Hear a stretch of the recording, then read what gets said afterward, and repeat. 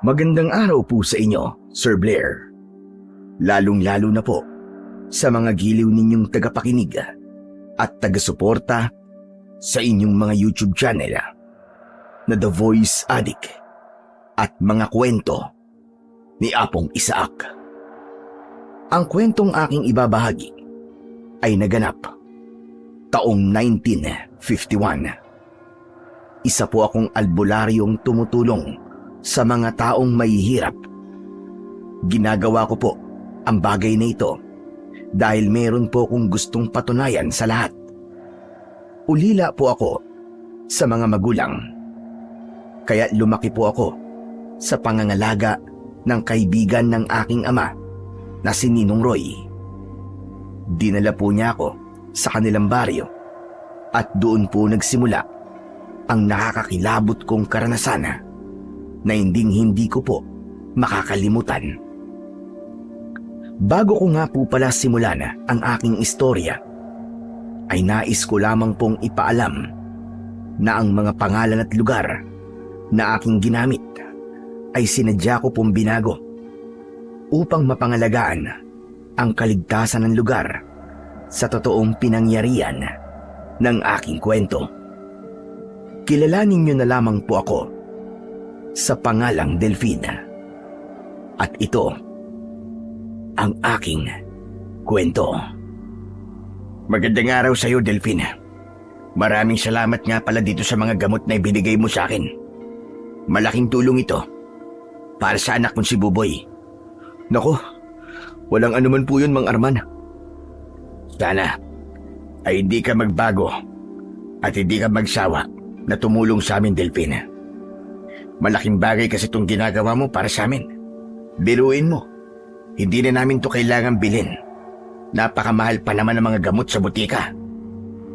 Tama po kayo, Mang Arman. Kaya nga po gumagawa po ako ng paraan para ho makatulong sa inyo. Siya nga ho pala. Inumin niyo na rin po ang gamot na ibinigay ko po para sa inyo. Mas mahirap po kung kayo naman po magkakasakit. Salamat sa pag-aalala mo, Delfina. Maswerte kami at nakilala namin ang kagaya mong may mabuting puso para tumulong sa mga tulad kong mahihirap. Magaan po kasi sa pakiramdam kapag nakakatulong po sa ibang tao. O siya, sige na po. Kapag nagkulang po ang gamot nyo, magsabi lang po kayo sa akin. Marami pa po rito. Ipaalam nyo na rin po sa iba na meron na po ulit akong mga gamot. O sige, sasabihan ko na rin ng mga kapitbahay ko.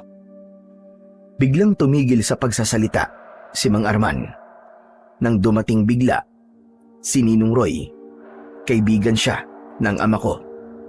Magmula nang mamatay ang mga magulang ko, siya na ang nagpalaki sa akin.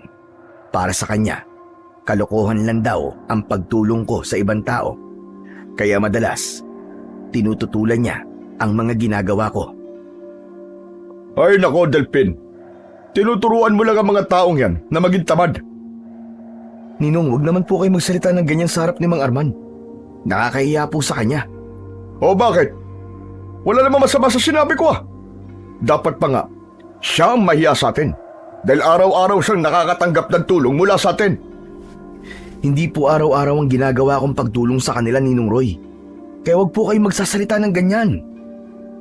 Ay nako, ako na naman ang masama. O siya, sige, ikaw ang bahala. Palagi mo na lamang ipinagtatanggol ang taong yan. Kaya lumalaki ang ulo . Dahil sa sinabing yon ni Ninong Roy, nahiya tuloy ako kay Mang Arman. Hindi tuloy ako makatingin sa kanya. Hindi ko alam kung ano ang dahilan at palaging pinagsasalitaan ng masakit ni Ninong Roy si Mang Arman. Gayong ang alam ko dati ay matalik silang magkaibigan at palaging magkasama. Nang hindi ako kumibo, si Mang Arman ang nagsalita. Ayos lang ako, Delphin. Hindi mo kailangan mahiya sa akin. Isa pa, sanay na ako sa ugali ng ninong mo. Dapat lang na masanay ka, Arman. Dahil araw-araw tayo nagkikita sa tapat ng bahay ko. Kaya alam mo na rin kung ano ang ugali ko. Hindi ko sinasabing masamang humingi ng tulong sa iba. Pero kapag araw-araw na, aba, ibang usapan na yon. Ninong Roy, pwede ba? Iwan niyo na lamang po kami dito ni Mang Arman. Sige na po. Hindi po ba't meron pa kayong gagawin sa likod ng bahay? Ay nako, pambihira naman oo. Ipinagtatabuyan mo yata ako Delphin. Hindi naman po sa ganun, Ninong. O siya, sige na nga. Maiwan na kita rito. Iiling-iling na umalis sa tabi ko si Ninong Roy. Pagkatapos, sinulyapan ko si Mang Arman. Mang Arman, pasensya na po talaga kayo sa mga sinabi ng ninong ko Magmula po kasi nang mamatay ang kanyang asawa at anak, nagkaganyan na po siya. Ewan ko ba? Huwag mo kong alalahanin, Delphin. Ayos lang ako. Ako nga dapat na humingi ng pasensya sa iyo dahil sa tulong na ginagawa mo para sa anak ko. Ay nako, huwag niyo pong sabihin yan. Ang mahalaga po ay nakakatulong po ako sa inyo. Isa pa, hangad ko rin po ang paggaling kagad ni Buboy. Matagal ko nang dinadasal sa Diyos na sana pagalingin niya na ang anak ko. May awa po ang Panginoon, Mang Arman. Kaya pakikinggan po niya ang panalangin ninyo. Hindi na nga ako nakakapagtrabaho ng maayos dahil doon. Dahil kailangan ko siyang bantayan sa gabi. Ang hirap kapag walang asawang makakatuwag sa buhay. Tama po kayo. Mahirap po talaga kapag mag-isang itinataguyod ang isang anak. Maaga po kasi nawala ang asawa niyo Isa lang po ang pakiusap ko sa inyo, Mang Arman. Huwag niyo pong iiwang mag-isa si Buboy, lalong-lalo na po kapag gabi. Ganun nga ang ginagawa ko, Delphin. Ay siya nga po pala. Bukas po dalhin niyo po sa akin si Buboy para masuri ko po ang kalagayan niya. Talaga? Ay naku, maraming salamat talaga sa iyo, Delphin. Tsak na matutuwa nito si Buboy kapag nalaman niya, nagagamutin mo siya. Nung isang araw ko pa po sana sasabihin sa inyo to Naging abala po kasi ako sa paggawa ng mga gamot kaya nakalimutan ko. Ngayon ko lang po ulit naalala. Mabuti pala't pumunta ako rito, Hayaan mo, at bukas na bukas din, ay dadaling ko rito si Buboy. Sige po, basta hihintayin ko po kayo bukas. Matamis na ngiti ang gumuhit sa labi ni Mang Arman nang marinig niya ang sinabi ko. Alam kong nahihiya lang siyang magsabi sa akin na gamutin ko ang anak niya, kaya inunahan ko na siya. Maya-maya pa ay nagpaalam ito para umuwi sa kanila. Dala ang mga gamot na ibinigay ko sa kanya. Karamihan sa sangkap ng mga gamot ko ay ang katas ng pinagsamang dahon ng sambong at oregano. Natutunan ko ang lahat ng mga yon sa namatay kong Lolo Lando. Isa rin siyang mahusay na albularyo nung kapanahunan nito. Napabuntong hininga ko nang maalala ko ang tungkol sa matanda. Saka ko ipinagpatuloy ang pamimigay ng mga gamot sa ibang mga taong naroroon. Buong maghapon akong namigay ng mga gamot. Hindi naman maitago ang tuwa sa mukha nila nang tanggapin nila ang tulong ko. Dahil daw sa libreng gamot, nababawasan daw ang pagdami ng mga taong nagkakasakit. Sa isang banda, ay malaking pabor din yun sa akin dahil mababawasan din ito ang pagdami ng mga namamatay na tao sa baryo namin. Pagkatapos maubos ang mga gamot na ipinamimigay ko, nagtungo ako sa bahay ni Tatang Teban. Ang matanda ay sikat na magbabayo ng palay sa aming lugar. Binabayaran siya ng mga tao para sa kanilang bigas. Masipag din magtanim ng halamang gamot si Tatang Teban.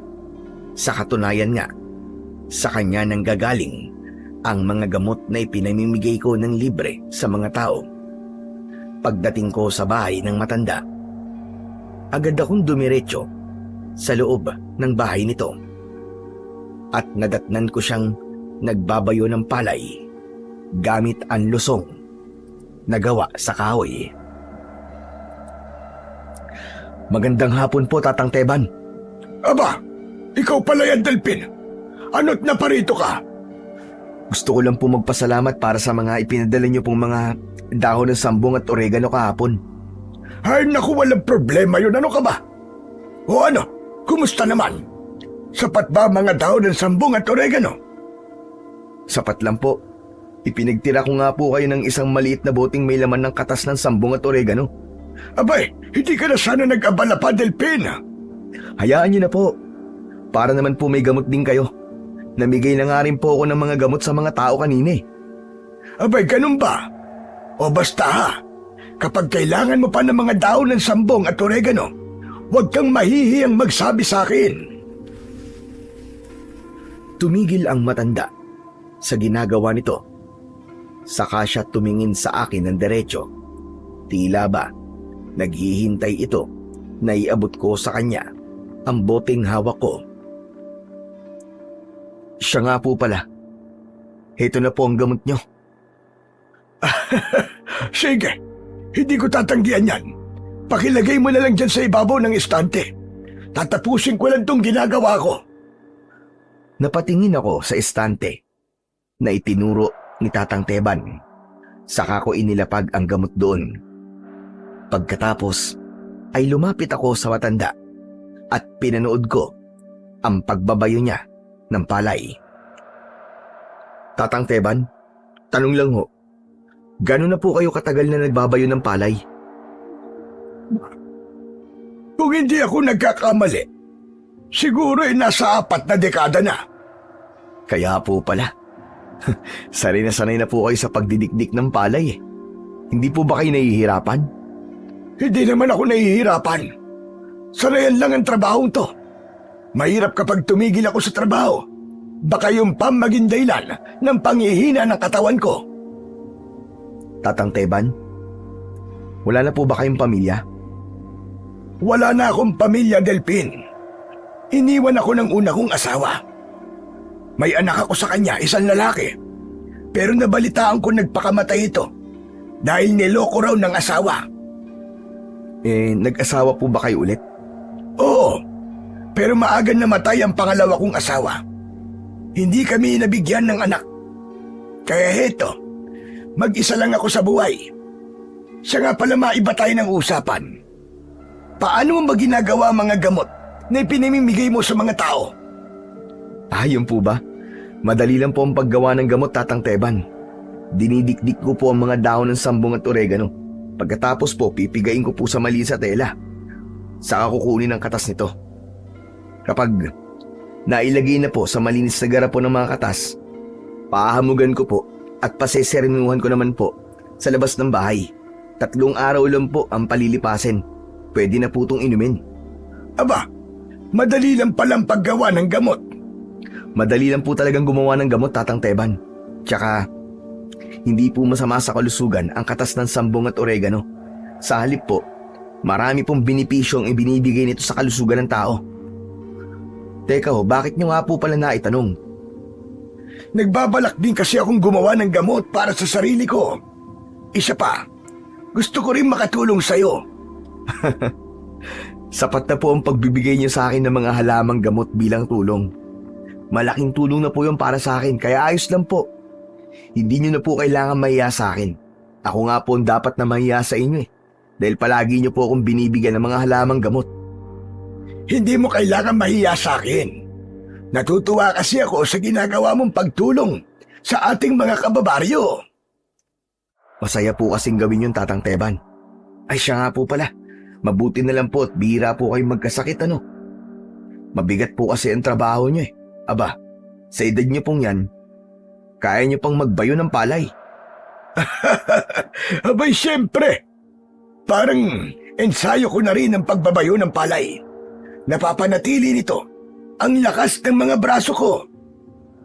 May pagkakataon po ba na gusto niyo na pong tumigil sa ginagawa niyo? Abay oo naman, pero iniisip ko ang kalusugan ko. Kapag tumigil ako sa ginagawa ko, baka lalo lamang akong magkasakit. Bakit nyo nga po pala nahihiligan pong magtanim ng mga halamang gamot? Dahil malaking tulong para sa akin ang may gamot sa loob ng bakuran ko. Lalo na kapag nakakaramdam ako ng hilo. Ngumunguya lang ako ng talbos ng daon ng sambong at agad na nanunumbalik ang lakas ng katawan ko. Malaking bagay po talaga na meron kayong tanim na mga halamang gamot sa bakuran, ano? Ngumiti si Tatang Teban sa akin. Sa kanya ipinagpatuloy ang pagbabayo ng palay sa lusong. Hindi ko tuloy maiwasang hindi humanga sa matanda dahil sa kabila ng katandaan nito ay kaya niyang gawin ang mabibigat na trabaho. 2 sakong palay ang kaya nitong buhatin sa maghapon. Maliksi at malakas din ang matanda. Siya ang nagbubuhat ng bigas para dalhin sa bahay ng taong nagpapadikdik ng palay sa kanya. Napangiti ako dahil hindi ko kaya ang ginagawa niya. Inang saglit pa ay naglagay siya ng mga binayong palay sa bilao. Tumayo ang matanda, saka nagtahip ng palay. Siya nga pala, Delphin. Kumusta kayo ni Roy? Nag-aaway pa rin ba kayong dalawa? Naku, opo. Madalas pa rin po kami nagtatalo ni Ninong. Kahit maliit na problema ay pinalalaki po niya. Kagaya po kanina, sa harap mismo ni Mang Arman. Nagsalita ba naman siya ng masakit? Abay, nakakahiya nga po eh. Nako, ikaw nang bahalang magpasensya sa ninong mo. Ganun na nga po ang ginagawa ko, kaya lang nakakagulat kapag minsan bigla na lang pong nagtataas ng boses at walang pinipiling lugar. Ay nako, ang laki na talaga ng ipinagbago ni Roy. Mabait naman siya dati. Nagbago lang siya nang mamatay ang kanyang asawa at anak. Abay, muntik nang mabaliw ang ninong mong yan. Akala ko nga hindi na masasaulian. Tatang Teban, ano po ba talaga ang totoong nangyari sa kanyang mag-ina? Hanggang ngayon ba ay hindi mo pa rin alam kung ano ang totoong nangyari sa kanila? Opo Ayaw niya po kasing pag-usapan namin. Palagi po siyang umiiwas kapag nagtatanong po ako ng tungkol po sa kanyang mag-ina. Ganito kasi ang kwentong yon. Lasinggero kasi si Roy dati. Madalas siyang inaabot ng madaling araw sa pakikipag-inuman niya sa kanyang mga kaibigan. Kahit malapit ng mga anak si Tere, iniiwan niya pa rin ito para sa alak. Isang gabi, umuwi siya ng lasing. Nadatnan niya ang kanyang asawa. Patay na at nakaandusay sa sahig ng kanilang kwarto. Hala, hindi ko po alam na gano'n na nangyari kay Ninang Tere ah. Bakit po ba siya namatay? Ang sabi, may sakit daw sa puso si Tere. Kaya nang inabot siya ng panganganak, bigla siyang inatake sa puso. Saktong paglabas ng bata, namatay rin ito.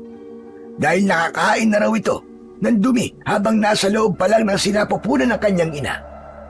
Kung may tumulong sana sa mag-ina, baka raw nailigtas sila at buhay pa ang mga ito. Nabigla ako sa mga nalaman ko ng oras na yon. Nakaramdam ako ng awa para kay Ninang Tere at sa anak nito. Napabuntong hininga naman si Tatang Teban. Sa kanya ipinagpatuloy ang pagkikwento. Nagwala noon si Roy. Hindi niya matanggap ang nangyari sa asawa at anak niya. Sinisi niya ang kanyang sarili. Tapos nagalit din siya sa mga kapitbahay niya dahil wala man lang daw tumulong sa kanyang asawa. Ano po nangyari pagkatapos nun? Inimbestigahan ng mga pulis si Roy dahil may napansin silang sugat sa leeg ng mga bangkay. Ho? Ano pong klaseng sugat? May butas sa leeg. Ang mga bangkay. Natuyo kasi ang katawan ng mag-ina. Para bang sinipsip ang kanilang dugo. Ano po? Ito nga hinala ng mga tao. Aswang daw ang may gawa nun sa kanila. Dati na kasing may aswang na sumalakay sa baryo natin. Hindi ba't hindi kinikilala ng batasan tungkol sa mga aswang? Kaya si Roy ang pinaghinalaan ng mga pulis na pumatay sa kanyang mag-ina. Naku, hindi po magagawa ni Ninong Roy yun. Sigurado po ako ron. Tama ka.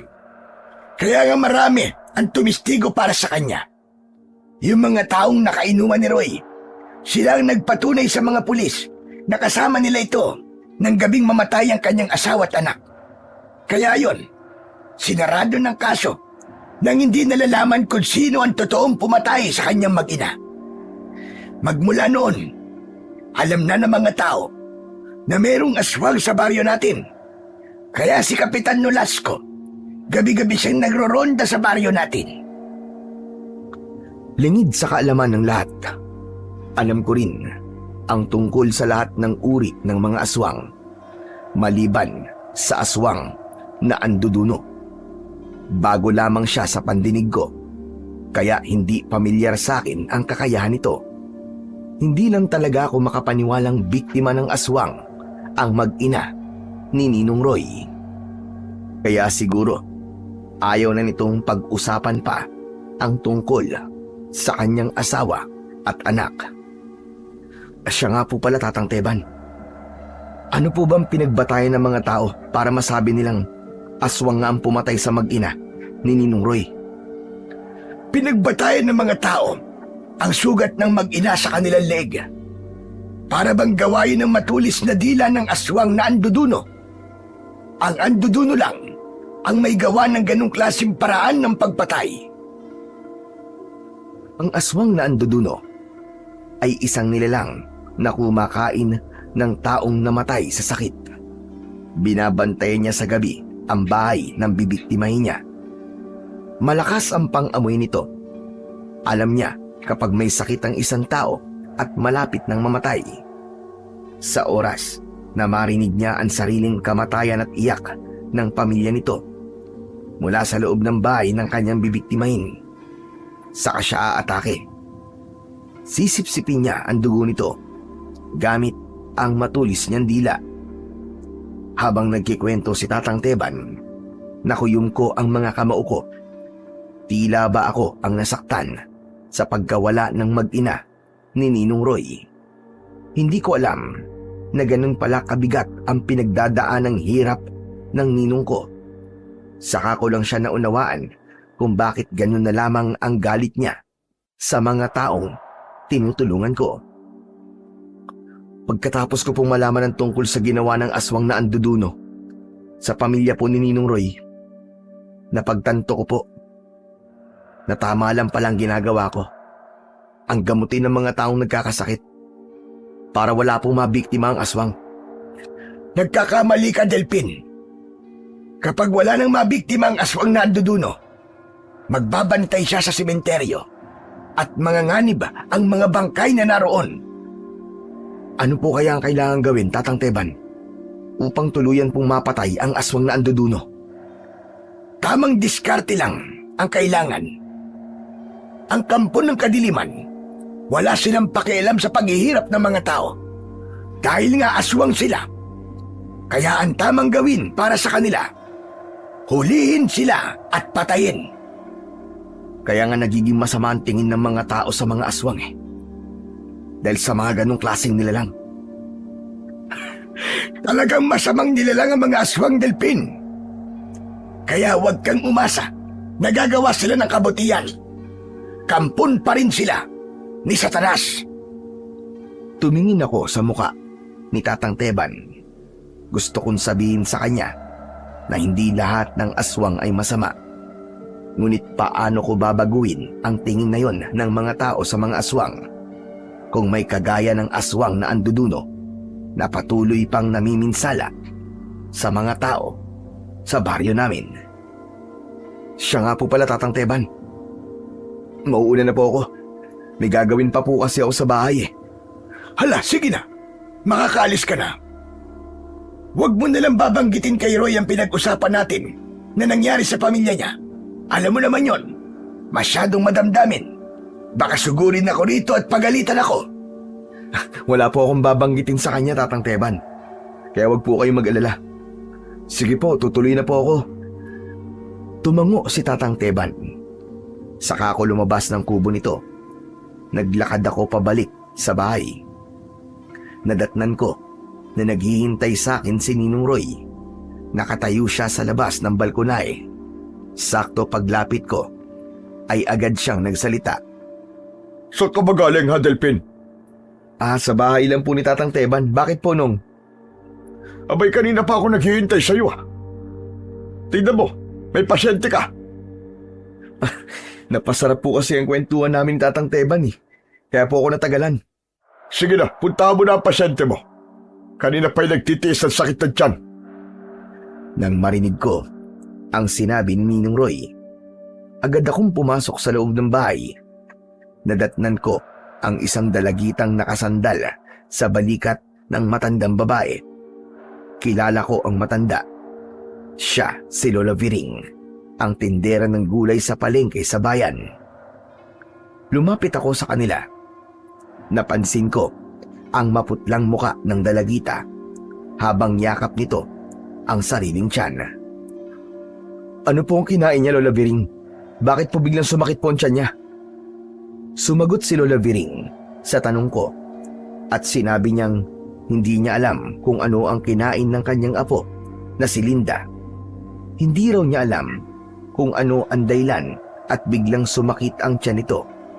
Hindi ko naman makausap ng maayos si Linda dahil sa iniinda nitong karamdaman. Madalas daw yun nangyayari, lalo na kapag sumasapit ang gabi. Idinagdag pa ng matanda na baka raw namana ni Linda ang sakit ng ina nito na tumor sa tiyan. Hindi naman po yun namamana, Lola Biring eh. Sadyang may nakain lang yata si Linda na hindi tanggap ng kanyang sikmura. Akin na po ang kamay niya at pupulsuan ko po muna siya bago ko siya bibigyan ng gamot. Inalalayan ni Lola Biring ang apo niya. Naiabot sa akin ang kamay nito. Saka ko siya pinulsuan at pinakinggang mabuti ang pintig ng kanyang pulso. Kinabahan ako nang maintindihan ko kung bakit nagkakaganon ang apo ni Lola Viring. Napailing ako, saka ko binitiwan ang kamay ni Linda. Anong sabi niyo? Tumor? Baka naman tomorrow morning, uwa. Buntis po yung apo niyo eh. Kaya sumasakit po ang tiyan niya. Nang maisip ni Lola Biring kung ano ang ibig kong sabihin, bumakas sa mukha niya ang gulat. Hindi ito makapaniwala at napatingin siya sa gawi ni Linda. Ang dahilan po ng pananakit ng tiyan ni Linda ay dahil sa malapad na garter na nakatali po sa tiyan niya. Iniipit niya po ang tiyan niya para maitago sa inyong pagbubuntis niya. Dahil sa mga sinabi ko, napahagulgol ng iyak si Linda. Pero mas malakas ang iyak ni Lola Viring dahil umasa ang matanda na makakapagtapos ng pag-aaral si Linda. Walang ibang inaasahan ang maglola. Mag-isa ring itinaguyod ng matanda si Linda, kaya masakit para sa kanya ang mabuntis ito ng maaga. Pasensya na po kayo kung sa akin pa po nanggaling ang balitang ito, Lola Biring. Ngunit biyaya po ng Diyos ang bata. Wala po siyang kasalanan. Sa gitna ng pag-iyak ni Lola Viring, ay sinabi nito na ayos lang sa kanya na malaman na buntis ang apo nito. Nabigla lang daw siya at nasaktan. Hala, sige na Linda. Tanggalin mo na ang garter na nakapulupot dyan sa tiyan mo. Papatayin mo ba ang sarili mong anak, ha? Ginawa mo yan, kaya dapat panindigan mo at huwag mong itago. Tumingin si Linda sa akin na para bang nahihiya sa ginawa nito. Pagkatapos, humingi siya ng tawad kay Lola Biring. Maya-maya pa, tinulungan ito ng matanda na tanggalin ang garter sa tiyan nito. Nang tuluyang matanggal yun, ay lumitaw ang tunay na laki ng tiyan ni Linda. O ano, nakita mo na kung anong klaseng pagpapahirap ang ginagawa mo sa sarili mong anak. Dapat maging matapang ka dahil magiging nanay ka na. Muling napahagulgol ng iyak si Linda. Hindi raw niya sinasadya. Natakot lang daw siyang harapin ang pagbubuntis niya, lalo pa at iniwan daw siya ng lalaking nakabuntis sa kanya. Sa pagkakataong yun, pumasok sa sala si Ninong Roy at lumapit siya sa amin para pagsabihan din si Linda. Mabuti na lang pala at nagpagamot ka kay Delphin, Linda. Dahil kung natagalan, Baka may nangyari na masama sa'yo, pati na sa magiging anak mo. Kaya ang bawat desisyon, dapat pinag-iisipang mabuti. Tama si Ninong Linda. Kaya wag mo nang uulitin yan, ha? Tumango si Linda bilang tugon niya sa sinabi ko. Akma na sanang magsasalita ako nang bigla akong natigilan. Nalanghap ko kasi ang malansang singaw ng katawan ni Linda. Palatandaan yon na bukod sa pagbubuntis nito ay mayroon pa itong mas malalang karamdaman. Malakas ang pang-amoy ko. Alam ko kagad kapag may sakit ang isang tao. Sandali, Linda. May pagkakataon bang nahihirapan kang huminga? Tumango si Linda. Sinabi nito na mayroong pagkakataong sumasakit din ang kanyang dibdib. Dati raw ay bihirang mangyari yon. Pero nang magbuntis siya, napapadalas na raw ang pananakit nito at kung minsan ay nawawalan pa raw siya ng malay. Nang marinig ko yon, mabilis kong kinuha ang garapon sa ibabaw ng lamesa. May laman yon na katas ng pinagsamang dahon ng sambong at oregano. Kinalog ko ang laman nito. Saka ko inihaplas sa tiyan ni Linda. Lumitaw ang kulay ubing guwit sa tiyan nito. Yun ang palatandaan na tama nga ang hinala ko. Bigla akong nag-alala at napatingin sa gawi ni Lola Viring. Kaya naman, bigla siyang nagtanong kung ano raw ang nakita ko sa tiyan ng kanyang apo. Malala na po ang sakit niya sa baga. Nagsisigarilyo po ang apo niyo. At batay sa pagkakasuri ko, sa kulay ng kanyang tiyan, dumudura na rin po siya ng dugo. Tama ba ako, Linda? Tumango si Linda bilang tugon sa tanong ko. Sa labis na pagkabigla ay nawalan ng malay si Lola Viring. Mabuti na lang at nasaloko ang matanda. Saka ko siya inihiga sa upuan. Tinulungan ako ni Ninong Roy na alalayan si Lola Viring hanggang sa nagkamalay ulit ito at kalmado nang nakipag-usap sa akin. Lola Viring, mahirap na pong gamutin ang sakit ni Linda. Isa pa, buntis po siya. Siguro po, kailangan muna niyang uminom ng mga herbal para mabawasan po ang pananakit ng dibdib niya. Heto po, kunin niyo po itong maliit na bote na merong katas ng dahon ng sambong at oregano. Malungkot na tinanggap ng matanda ang boteng iniaabot ko. Awa ang naramdaman ko para sa kanya. Napansin ko rin na nanginginig ang kamay nito dahil sa labis na pag-aalala. Pagkatapos kong ipaliwanag kung paanong gagamitin ang gamot, ay nagpasalamat ang mga ito. Simula po mamayang gabi, painumin niyo po si Linda ng gamot, ha. Kailangan niyo rin pong magsaboy ng asin sa paligid ng bahay niyo, Lola Biring. Hanggat maaari po, ay wag na wag niyo pong iiwang mag-isa si Linda. Alam ko po na alam niyo kung ano po ang ibig kong sabihin. Lola Biring, makinig po kayo kay Delphin. Para rin po yan sa inyong apo. Dagdag ni Ninong Roy sa mga ibinilin ko sa matanda. Maya-maya pa ay nagpaalam na ang maglola.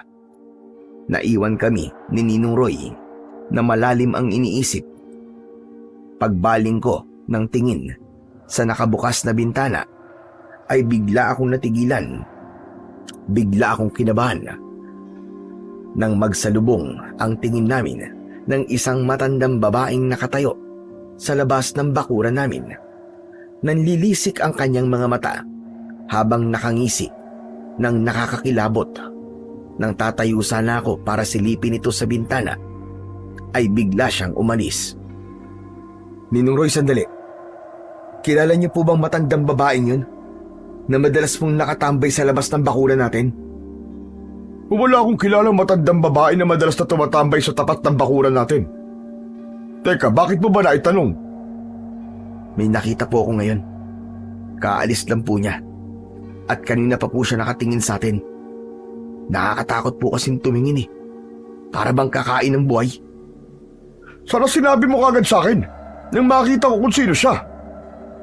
Sa tingin ko po hindi siya taga rito. pero palagi ko po siya nakikitang nakatingin sa akin. Ngayon ko lang po siya natitigan ng matagal. Iba po ang kutob ko sa matandang babaeng yon. Kung iba nararamdaman mo sa kanya, aba, dapat mag-ingat ka. Kung minsan, bihirang magkamali ang kutob. Ano pong gagawin ko, Ninong Roy? Dapat maging alisto ka. Hindi biro ang pagiging isang albularyo. Karamihan sa mga aswang ay galit sa mga albularyo. Baka aswang ang matandang yon. Di pa naman po sigurado kung aswang ba talaga siya o hindi. Kung nagdudulot ng kilabot sa iyo ang titig niya, ibig sabihin nun, meron siyang binabalak na masama sa iyo. Kaya mag-iingat ka pa rin, Delphin. Napabuntong hininga ko nang marinig ko ang sinabi ni Ninong Roy. Saka ako nagpaalam sa kanya para magpahinga sa loob ng silid ko. Nang gabing yon ay hindi ako dinalaw ng antok. Hindi mawala sa isip ko ang matandang babaeng nakita ko kanina. Idagdag pa ang pag-aalala ko para kay Linda. Kaya naman naisip kong bumangon at lumabas ng bahay. Kinuha ko ang buntot ng pagi na nakasuksok sa bubong ng balkonahe. Mahigpit kong hinawakan ito. Saka ako umalis at tinaak ang daan papunta sa bahay ni Linda at Lola Biring. Nang mga sandaling yon, maliwanag ang paligid dahil sa liwanag na nanggagaling sa bilog na buwan. Kung tama ang kutob ko, binabantay ng aswang na anduduno si Linda. Hihintayin niyang mamatay ito, kaya kailangan kong magbantay sa bahay ni Lola Biring. Pagkalipas ng kalahating oras kong paglalakad, narating ko na ang bahay ng mga ito. Nagtago ako sa makapal na halamanan. Hinintay kong uminit ang buntot ng pagi, yung kasi ang palatandaan ko kung meron ng aswang sa paligid. Nang masiguro kong walang nilalang na nagbabantay sa bahay ng dalawa, lumabas ako sa aking pinagtataguan at lumapit na ako sa bahay ng mga ito. Tao po? Tao po, Lola Biring? Linda? Gising pa ba kayo? Ilang segundo ko naghintay sa tapat ng pintuan ng mga ito. Saka ko narinig ang mahinang yabag ng mga paa ni Lola Biring. Pagbukas niya ng pinto ay gulat na gulat ito.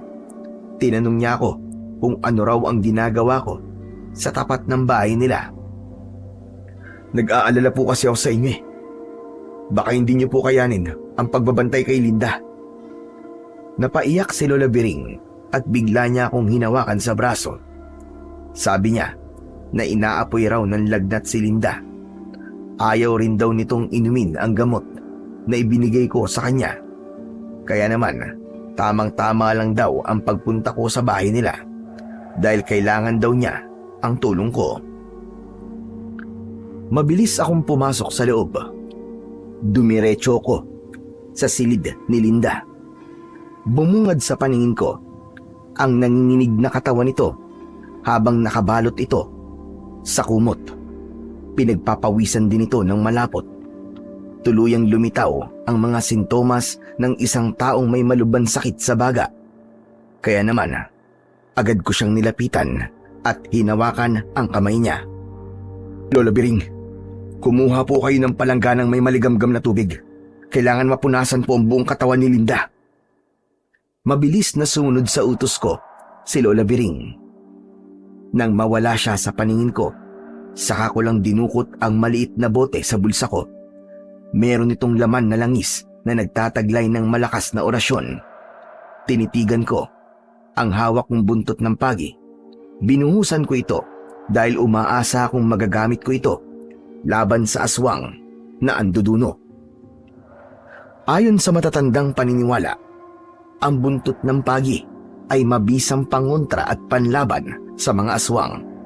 Sa oras daw na tamaan ng buntot ng pagi ang katawan ng halimaw, mag-iiwan daw yun ng malalalim na sugat at hindi raw nito mapapagaling ang sarili. Ngunit may kahinaan din ang buntot ng pagi. Hindi raw ito tumatalab sa aswang na hindi kumakain ng karne ng tao. Hindi rin daw nito kinikilala ang aswang sa oras na nasaan yung tao ito. Ilang beses ko nang napatunayan ang bagay na yon. Maya-maya pa ay biglang pumasok sa loob ng silid si Lola Biring. Dala ang palanggana. Kinuha ko yun at inilapag sa katre. Sinimulan kong punasan ang katawan ni Linda habang nasa tabi niya ang buntot ng pagi. Pero biglang tumirik ang kanyang mga mata. Kaya agad ko siyang hinilot sa braso upang bumaba ang kanyang lagnat. Diniinan ko rin ng daliri ang kanyang sikmura upang mawala ang pagtitirik ng kanyang mga mata. Habang si Lola Biring ay umiiyak na nakaalalay sa kanyang apo.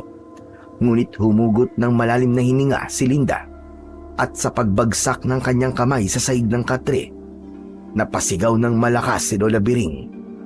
Tinawag niya ang pangalan nito, ngunit hindi na ito gumagalaw. Lola Biring, wala na. Patay na po si Linda. Hindi ko po siya nailigtas. Patawarin niyo ako.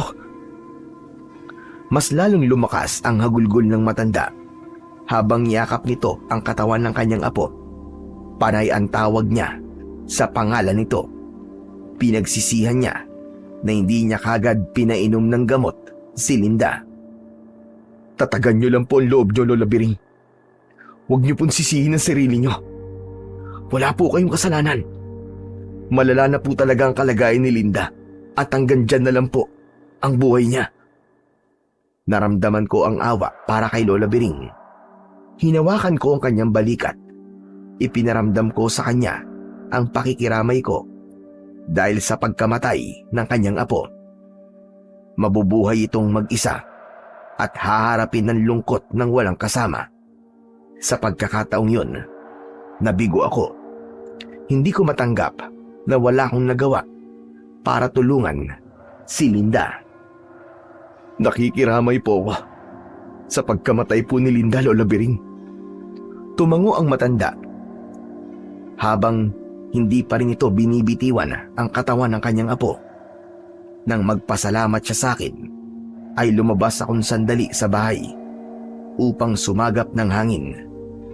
Ngunit bigla kong napalinga sa paligid nang maramdaman kong tila may nakatingin sa akin. Kasunod ng pagbabago ng simoy ng hangin, amoy nabubulok na laman ng tao.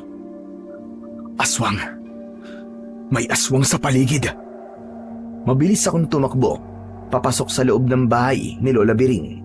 Kinuha ko ang buntot ng page sa tabi ni Linda. Saka ako bumalik sa labas at nagmatsyag sa paligid. Naramdaman ko na biglang kumulo ang bote ng langis mula sa loob ng bulsa ko. Kaya naman, pumunta ako sa gitna ng bakuran. Itinutok ko sa kawalan ang buntot ng pagi. Nahirapan akong pakiramdaman ang kilos ng aswang dahil mas nangingibabaw ang iyak ni Lola Biring. May aswang anduduno sa paligid. Kailangan maging alerto ko. Matyaga akong nagbantay sa labas ng bahay, pero walang aswang na nagpakita sa akin. Nilibot ko rin ang paligid ng bahay ng matanda, ngunit wala akong nakita. Pagkalipas ng 2 oras, ay pumasok ulit ako sa bahay ni Lola Biring para naman magbantay sa katawan ni Linda. Nadatnan kong nakatulog na ang matanda sa tabi ng kanyang apo. Kaya ginising ko siya. Lola Biring, puntahan niyo po si Kapitan Nolasco para ipaalam ang nangyari po sa apo niyong si Linda. Tumango si Lola Biring. Saka siya tumayo sa bangko. Tinignan muna nito ang kanyang apo, pero nagulat ako sa malakas na sigaw ng matanda. Itinuro niya ang butas na leeg ng kanyang apo. Nakita ko ang manipis na dila ng aswang na anduduno habang nakatusok yon sa leeg ni Linda. Napatingala ako sa bubong. Nagkasalubong ang tingin namin ng aswang na anduduno. Mabilis nitong binawi ang kanyang dila, pero maagap kong nahawakan yon Pinalo ko kagad yun ng buntot ng pagi. Umatungal ito dahil sa labis na sakit. Nahulog siya sa lupa mula sa ibabaw ng bubong. Lola Bering! Dito lang po kayo! Huwag po kayong lalabas kahit anong mangyari. Titignan ko lang po ang aswang na anduduno sa labas. Hindi ko na hinintay na sumagot ang matanda. Mabilis akong lumabas ng bahay para tignan ang aswang. Ngunit wala na ito sa lugar kung saan ito bumagsak. Pero nakita ko ang ilang patak ng dugo sa lupa. Nasugatan ko siya sa dila. Hindi niya mapapagaling ang sugat niya. Madali ko na lang siyang matutunton. Kailangan ko siyang mahanap. Humanda ka sa aking aswang ka. Magbabayad ka sa ginawa mo kay Linda. Nang mapansin kong may tumakbong anino papasok sa kakahuyan, tumakbo ako ng mabilis para sundan ito. Malinaw ang mga mata ko sa dilim at malakas din ang pang-amoy ko. Kaya natitiyak kong aswang na anduduno ang nakita ko. Yun nga lang, naisahan ako ng aswang. Nasipsip niya na ang dugo ni Linda nang hindi ko namamalayan. Maya-maya pa ay narating ko ang gitna ng kakahuyan. Ngunit wala na akong maramdamang presensya ng aswang. Hindi na rin nag-iinit ang hawak kong buntot ng pagi. Nasaan na kaya ang hayop na yon? Saan siya nagpunta? Hinalubhog ko ang bawat sulok ng kagubatan. Hinanap ko ang aswang na anduduno hanggang sa nakarating ako sa bahay. Sakto na may nakita akong taong pumasok sa loob ng kusina. Kinabahan ako. Pakiramdam ko, hindi na ako humihinga ng sandaling yon. Maingat kong binuksan ang pinto. Saka ako pumasok sa loob ng kusina at tumambad sa akin ang nakatayong si Ninong Roy. Nagulat ito nang makita ko. Hawak nito ang basong may lamang tubig. Delphin, saan ka na galing?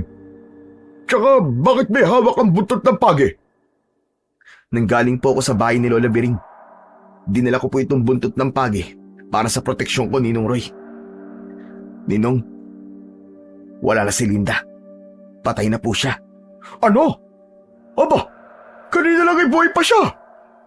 Teka, bakit ka nagpunta sa bahay ni Lola Bering? Akala ko ba natutulog ka na? Hindi po ako dinalaw ng antok Kaya naisip ko pong pumunta sa bahay ni Lola Bering. Ang kaso, hindi ko po akalain na mamamatay na po si Linda. Ay nako, kawawa naman. Napakabata niya pa para mamatay. Kawawa nga po nangyari kay Linda. Pagkatapos, akalain nyo, biniktima pa po siya ng aswang na anduduno. Biglang nabitiwan ni Ninong Roy ang hawak niyang baso. Saka siya nag-aalalang napatingin sa akin.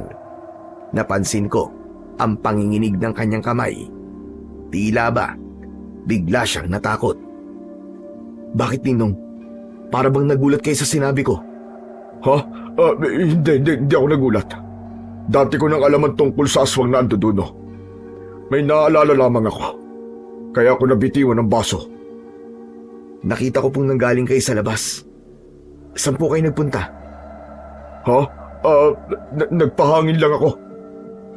Lumapit ako kay Ninong Roy. Dinampot ko sa saig ang nabitiwan niyang baso. Kahit wala akong maramdamang mabigat na enerhiya mula sa kanya. Hindi mawala-wala ang pagdududa ko na baka isa siyang aswang na anduduno. Tumayo ako at ibinigay ko sa kanya ang baso. Nanginginig ang kanyang kamay nang hawakan niya yon. Hindi siya makatingin sa akin ng diretsyo.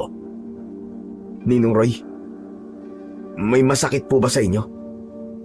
Namumutla po kasi ang labi niyo Wala akong sakit. Ganito talaga nagiging reaksyon ko kapag nababanggit ang tungkol sa aswang na anduduno. May naalala lamang ako.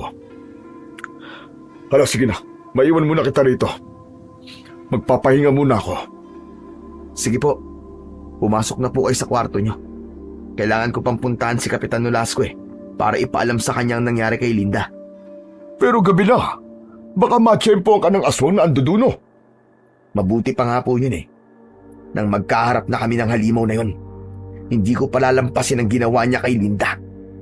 Magtutuos kami. Hindi kumibo si Ninong Roy. Bakas sa mukha nito ang pagtataka sa ikinikilos ko. Hindi ako nagpahalata sa kanya na sinusuri ko ng palihim ang bibig niya dahil gusto kong makita kung may sugat ito sa dila. Pero dahil lumayo siya sa akin, nabigo akong makita yon. Mag-iingat ka na lang sa pagpunta sa bahay ni Kapitan Nolasco. Hindi na kita masasamahan dahil biglang sumama ang pakiramdam ko. Naintindihan ko po, Ninong. Sige na po, magpahinga na po kayo. Tumalikod sa akin si Ninong Roy at pumasok siya sa loob ng kanyang silid. Naiwan akong natitigilan habang nakatitig sa hawak kong buntot ng pagi. Mahirap matukoy kung aswang si Ninong Roy dahil hindi nagkakaroon ng reaksyon ang buntot ng pagi kapag nasaan yung tao ang aswang. Isang malalim na buntong hininga ang pinakawalan ko. Nanatili akong nakatayo sa loob ng kusina habang pinag-iisipan ko kung paano ko mauhuli sa akto si Ninong Roy. Pagkalipas ng 5 minuto, nagpasya na akong lumabas ng bahay. Dala ko ang buntot ng pagi nang maglakad ako papunta sa bahay ni Kapitan Nolasco. Pagkalipas ng 10 minutong paglalakad, narating ko ang bahay nito. Sakto na nadatnan ko silang nagpupulong kasama ng kanyang mga tanod. Mabilis akong lumapit sa kinaroroonan nila at ipinaalam ko ang mga nangyari kay Linda. Nabigla si Kapitan Nolasco at bumakas sa kanyang muka ang gulat. Dahil nakita pa lang daw niyang nagpagamot sa akin si Linda kasama si Lola Biring. Malubha na po ang sakit sa baga ni Linda, kaya hindi na kinaya ng katawan niya at namatay ito. Pero ang masaklap, sip-sip ng aswang na anduduno ang dugo niya. Dahil sa mga ipinahayag ko, agad silang naghanda ng mga sibat na kawayan. Nilagyan din nila ng gas ang kanilang mga sulok para hanapin ang aswang na umatake kay Linda. Saka sila sumama sa akin papunta sa bahay ni Lola Biring. Pagdating namin sa tirahan ng matanda, ay agad na kumalat sa paligid ang mga tanod nito para magbantay. Sinalubong kami kagad ni Lola Biring at sinamahan niya si Kapitan Nolasco sa loob ng bahay nito. Napamura pa si Kapitan Nolasco nang makita niya ang sinapit ni Linda. Sinuri niya ang itsura ng sugat nito sa leeg. Bumakas ang galit sa mukha nito. Umiling siya at sinabing nangyari rin yun sa pamilya ni Ninong Roy. Yun daw ang palatandaan na nagsisimula na naman daw ang aswang sa paghahasik ng lagim. Nagkagulo ang mga tanod dahil sa takot. Dahil doon ay mas lalong pinaigting ni Kapitan Nolasco ang pagbabantay sa gabi, lalo na sa bahay ng mga taong may sakit. Nang dahil sa mga nangyari, nakiusap sa akin si Kapitan Nolasco na gamutin ko raw ang mga taong may iniindang karamdaman upang maiwasan ang ganong klaseng pangyayari. Sige po, makakaasa po kayo, Kapitan. Gagawin ko po ang lahat para mapigilan po ang pagkakaroon ng sakit ng mga tao. Nagpasalamat sa akin si Kapitan Nolasco. Sa kanya inasikaso ang pagpapalibing kay Linda. Nagtulong-tulong ang mga tao para alalayan si Lola Biring. Nang makarating, kay Tatang Teban ang nangyari sa apo ni Lola Biring, ay nagatid din ito ng tulong para sa matanda. Si Mang Arman naman ang nagbigay ng pagkain para sa mga taong nakikipaglamay, habang si Ninong Roy naman ang nag-asikaso sa paglilibingan ni Linda. Kahit papano, nakaraos si Lola Biring sa tulong ng mga tao. Pagkalipas ng 1 linggo, ay naging abala ko sa panggagamot at nakalimutan ko ang tungkol sa pagdududa ko kay Ninong Roy dahil kumalat sa aming baryo ang tungkol sa aswang na anduduno. Dumagsa ang mga pasyente na nagpapagamot sa akin. Nag-aalala sila na baka mabiktima rin sila ng mga aswang. Pinakahuling ginamot ko ng gabing yon ay si Buboy. Maputla na ito at hirap ng lumunok ng tubig. Ayon sa bata, ay nasugat na raw ang lalamunan niya dahil sa madalas niyang pag-ubo. Pagkatapos kumpulsuhan si Buboy, ay nagtanong si Mang Arman. Delphin, kumusta ang anak ko? Base po sa pagkakasuri ko po sa anak niyo, Mang Arman, hindi na po tinatanggap ng katawan niyang gamot. Isinusukan na po niya. Diyos ko, may iba pa bang paraan para gumaling ang anak ko? Meron po. Kailangan niya na pong magpakonsulta sa doktor. May pamumuong dugo po sa loob ng kanyang baga. Madali kong nalalaman ang kalagayan ng pasyente ko, batay sa tibok ng kanyang pulso, pati sa singaw ng kanyang katawan. Sa oras na malagyan ko ng langis ang tiyan nito, lumilitaw roon ang mga palatandaan ko. Kaya nasabi ko kay Mang Arman ang bagay na yon. Gusto ko mang pagalingin si Buboy, ngunit huli na. Yun lang ang abot ng aking kakayahan. Pero ipinainom ko pa rin sa kanya ang pinagsamang katas ng dahon ng sambong at oregano para mabawasan ang paghihirap ng batang si Buboy. Kasunod ng pagpapaalala ko kay Mang Arman na huwag niyang iiwan ang kanyang anak na mag-isa, lalo na kapag sumasapit ang gabi. Alam ko kung anong gusto mong sabihin sa akin, Delphin. Nasa panganib po ang anak niyo, Mang Arman. Bukas na bukas din po ay dalhin niyo na po ang bata sa ospital. Ito po ang pero. May naitatabi naman po ako dito kahit konting halaga lang. Para po may maipamasahe kayo papunta niyo sa ospital. Sa kanyo na lang po problemahin ang iba kapag naroon na po kayo. Maraming salamat dito, Delphin. Saka na po kayo magpasalamat sa akin kapag gumaling na po ang anak niyo. Malungkot na tinignan ni Mang Arman ang kanyang anak na nakahiga sa katre. Nilapitan niya ito para alalayang bumangon. Nang tumapat sa akin si Buboy ay nagsalita ito. Sinabi niya na mag-iingat daw ako sa mga aswang na gumagala sa gabi dahil meron daw siyang nakitang matandang babae na umaaligid sa bahay ko. Nakita niya rin daw yun na nakasunod kay Linda. Kaya bigla kong kinabahan dahil naalala ko ang tungkol sa matandang babaeng nakita ko.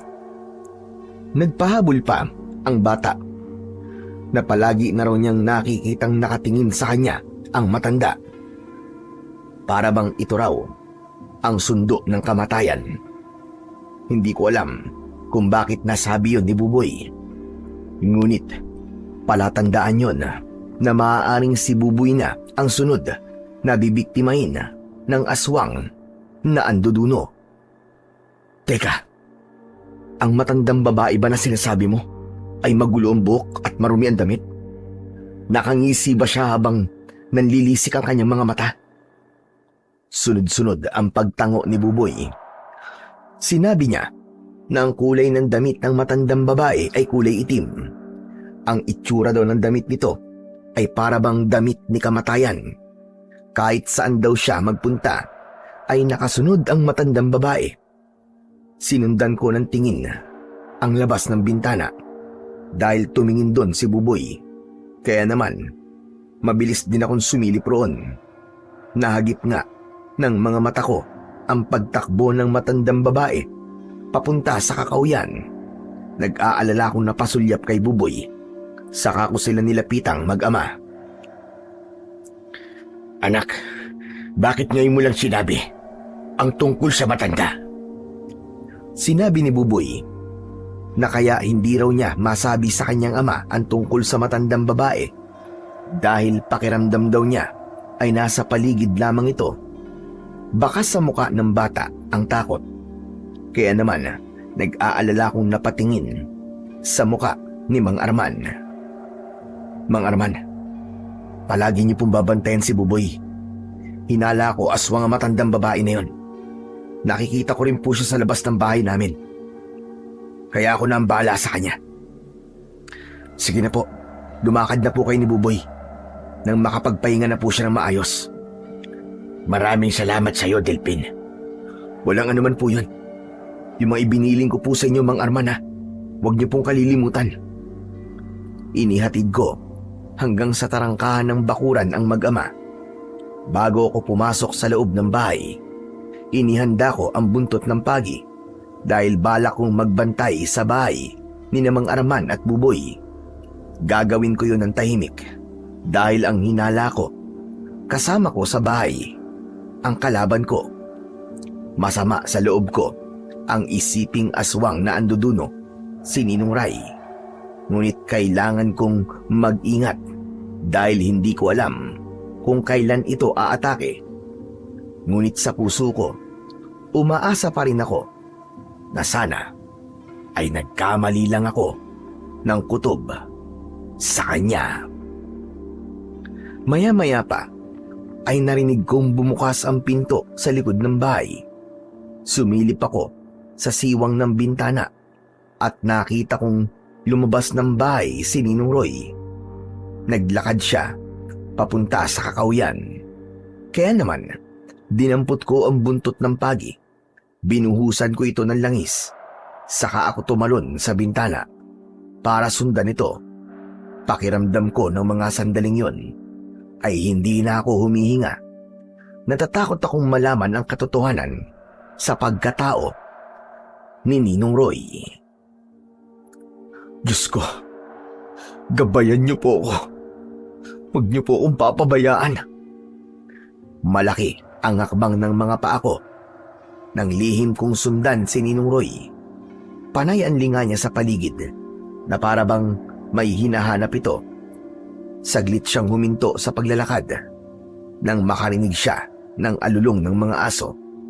Kaya naman, nagtago din ako sa likod ng puno habang nakasilip sa kinaroroonan niya. Diyos ko, alam ko kung saan nanggagaling ang ingay na yun ng mga aso. Sa bahay ni Mang Arman. Hindi maaari. Baka may masamang nangyayari kay Buboy. Kinabahan ako dahil sa ingay ng mga aso. Kaya napatingin ako sa direksyon ng bahay ni Mang Arman. Hindi ako makagalaw sa kinatatayuan ko habang nakikiramdam ako sa kilos ni Ninong Roy. Muling naulit ang alulong ng mga aso. Kaya napalinga ito sa paligid.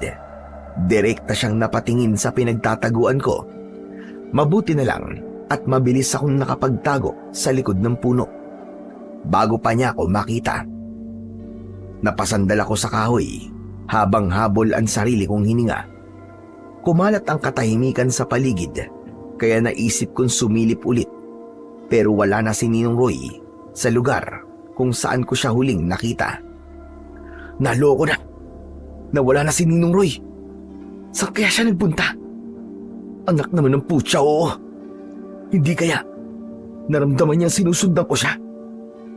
Naku po, Tepok, hindi maaari yun. Kailangan mahanap ko siya. Hindi na ako nag-aksaya ng oras. Agad akong tumakbo papunta sa bahay ni Mang Arman. Hinala ko, dun din nagpunta si Ninong Roy. Nang makarating ako sa bahay ni Mang Arman, nagulat ako sa nadatnan ko. Nakita kong nakikipaglaban si Ninong Roy sa aswang na anduduno. Nagkamali ako ng hinala sa kanya dahil hindi pala siya isang aswang. Bigla kong nag-alala nang makita kong nasa ilalim ng halimaw si Ninong Roy. Kaya naman, lumapit ako sa kinaroroonan nila at pinaghahampas ko ng buntot ng pagi ang katawan ng aswang na anduduno. Napaigtad ito dahil sa labis na sakit. Nag-iwan yun ng malalim na sugat sa katawan nito. Umusok ang kanyang sugat at kumulo ang kanyang dugo dahil sa epekto ng langis na ibinuhos ko sa buntot ng pagi. Umatungal siya ng malakas at kumaripas ito ng takbo papunta sa madilim na kakawyan. Maya-maya pa ay naramdaman ko sa braso ko ang kamay ni Ninong Roy. Nang lumingon ako sa kanya, bumakas ang pagtataka sa kanyang muka. Sinasabi ko na nga ba't ikaw yan, Delphin eh? Ninong, teka may sugat po kayo. Wala to. Malayo sa bituka to. Lintik na aswang na yan. Muntik na akong patayin. Ano po ba kasing pumasok sa isip nyo? At hinarap niyo po ang aswang na anduduno? Nang malaman ko na muling namiminsala ang aswang na anduduno, nagpasya akong maghintay sa kakauyan. Bala kong ipaghiganti ang mag-ina ko. Maghihiganti po kayo sa aswang na anduduno nang walang dalang armas? Kita niyo na po, muntik na po kayo mapahamak. Mabuti na lang talaga. Mabuti na lang na ano, ha Delphin? Na sinundan mo ako?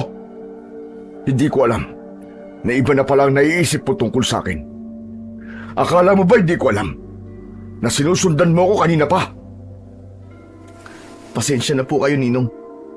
Ang buong akala ko po kasi kayo po ang aswang na anduduno. Marami ang namamatay sa maling akala. O ano? Hindi mo pa susundan ang aswang na anduduno? Hindi na po. Sigurado po akong pahihirapan siya ng sugat niya sa likod. Kusa siya magpapakita sa akin para magpagamot. Diyan ka nagkakamali. Maingat ang aswang na anduduno. Baka sa mga oras na to, nagsumbong na siya sa mga kalahi niya. Kung ganon, hindi po siya nag-iisa? Talaga bang marami po sila? Oo, Delphin. Maaaring mag-asawa o iisang pamilya ang naninirahan sa baryo natin. Kaya pagkatapos mo masugatan ang likod niya, Jack, babalikan ka niya para patayin. Hindi po ako natatakot sa kanya. Kahit isang batalyon pa ang angkan na hilahin niya para patayin ako. Puro ka talaga yabang. Kaya ka palaging napapahamak eh. Naputol ang pag-uusap namin ni Ninong Roy nang biglang sumigaw si Mang Arman. Hagulgol ng isang amang namatayan ng anak. Nagkatingin ang kaming dalawa at agad na tumakbo papunta sa kinaroroonan ni Mang Arman. Anak ko, Buboy! Bakit mo ko iniwan, Buboy? Gumising ka, anak! Hindi pwede to! Huwag mo kong iiwan! Nadatnan namin sa silid si Mang Arman. Yakap-yakap niya ang wala ng buhay na katawan ni Buboy. Maputla ang mukha nito. May butas ito sa leeg at nangingitim na. Para bang kanina pa itong patay. Hindi ko namalayan na tumutulo na pala ang luha ko sa mga mata ko. Dala ng matindi kong galit, sinuntok ko ang dingding ng pinto ni Mang Arman. Wala akong kwenta. Hindi ko nailigtas si Buboy. Ang hayop na aswang na yun. Magbabayad talaga siya. Delphin, huwag mong sisihin ang sarili mo sa nangyari. Hindi. Kasalanan ko to, Ninong eh. Kung naging maagap lang sana ako sa pagpunta rito, hindi masisip-sip ng aswang ang dugo ni Buboy. Imbis na sisihin mo sarili mo, hanapin mo ang aswang na anduduno at siyang pagbayari mo. Tinapik ni Ninong Roy ang balikat ko. Saka kami napasulyap sa gawi ni Mang Arman. Parang dinudurog ang puso ko habang pinagmamasdan ko silang mag-ama. Binuhat ni Mang Arman si Buboy, saka siya lumabas ng bahay. Sumunod kami sa kanya at wala kaming nagawa para pigilan siya. Lumuhod siya sa lupa habang nakatingala sa langit. Sumisigaw siya ng malakas habang umiiyak. Mga hayop kayo! Tayo magtutuos kung sino man ang gumawa nito sa anak ko. Patay na ang anak ko. Pero pinatay niyo pa dahil sa kasamaan niyo. Isinusumpa ko sa bangkay ng anak ko. Papatayin ko kayong mga halimaw kayo! Akma ko sanang lalapitan si Mang Arman. Nang pigilan ako ni Ninong Roy, umiling siya habang may luha ang kanyang mga mata. Wag! Pabayaan mo siya, Delphin. Alam ko kung gaano kasakit ang mawalan ng anak. Dahil naranasan ko na yan. Para ako mababaliw nun. Kaya magagawa lang natin para sa kanya ay samahan si Arman sa pagdadalamhati niya. Tama po kayo, Ninong. Nakakaawa naman po si Mang Arman. Nakuyom ko ang mga kamao ko dahil sa labis na galit. Ipinangako ko sa sarili ko na bibigyan ko ng hustisya ang nangyari kay Buboy. Nang gabing yon, hinayaan naming magluksa si Mang Arman. Pagkalipas ng 3 araw, inilibing na si Buboy. Nalaman din namin na hindi lang si Buboy ang biktima ng gabing yon. May 2 pang bata na mayroong sakit sa baga ang namatay. Lahat sila ay butas ang leeg at natuyo ang katawan. Dahil sa mga nangyari kay Mang Arman, hindi na siya makausap ng maayos. Hindi rin kumakain. Madalas ay umiiyak lang siya, lasing at nagwawala. Kaya mas lalo kong pinagbutihan ang paghahanap sa aswang na anduduno na namemerwisyo sa aming baryo. Isang gabi, bumisita kami ni Ninong Roy sa bahay ni Mang Arman dahil nabalitaan naming may sakit ito. Habang nag-uusap kami, dumating si Tatang Teban. May dala siyang mga halamang gamot. Naabutan niyang pinag-uusapan namin ang tungkol sa plano naming pagtugis sa aswang na anduduno. Nakikiramay ako sa nangyari sa anak mo, Arman. Pasensya ka na. Ito lang ang maitutulong ko sa iyo. Marami pong salamat sa mga halamang gamot na to, Tatang Teban. Pero, hindi ko na ito kailangan. Dahil gusto ko na rin mamatay. At sumunod na sa aking anak. Huwag mong sabihin yan, Arman. Mas kailangan mo magpalakas para mabigyan mo ng hustisya ang nangyari sa anak mo. Tama si Tatang Teban, Arman. Kailangan mo magpakatatag.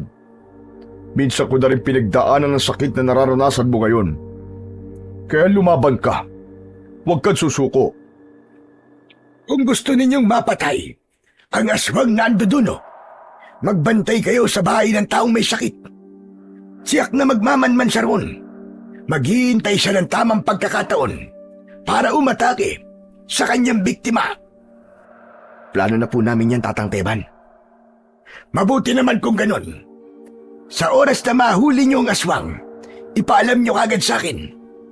Ako mismo ang papatay sa kanya. Dahil sa mga sinabi ni Tatang Teban ng mga sandaling yon, nakaisip ako ng plano para makaganti sa aswang na anduduno. Hinintay ko munang umalis ang matanda bago ko kinausap sina Mang Arman at Ninong Roy. Teka, bakit hindi mo sinabi ang tungkol sa plano habang nandito pa si Tatang Teban? Narinig niyo naman po, di ba? Balak ng matanda na sumama sa atin. Makakabigat lang po siya sa plano natin. Isa pa, yun na nga, matanda na po siya. Baka mahirapan lang siya. Kung sa bagay, may punto sinabi ni Delpin, Roy. Teka, ano bang binabalak mo, Delpin?